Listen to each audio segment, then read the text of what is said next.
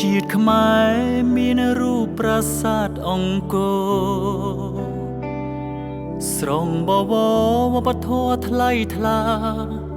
សុវណ្ណភូមិកម្ពុជាគេពីដូនតាមរតកដូនតាខ្មែរបដិញ្ញាការពាររក្សាថែ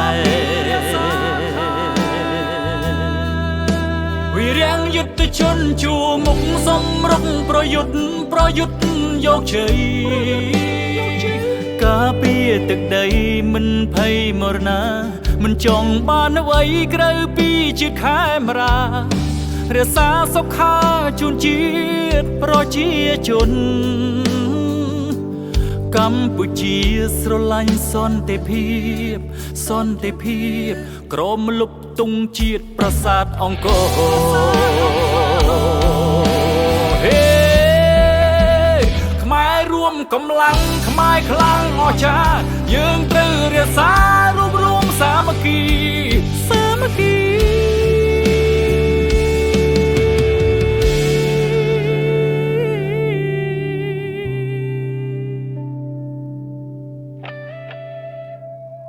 ទឹក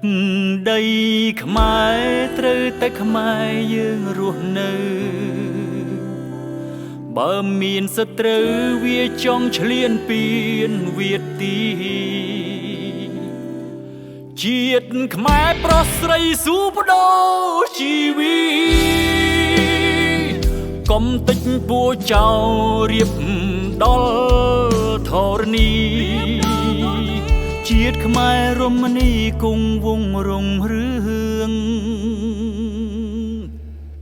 គង់វង្សរុង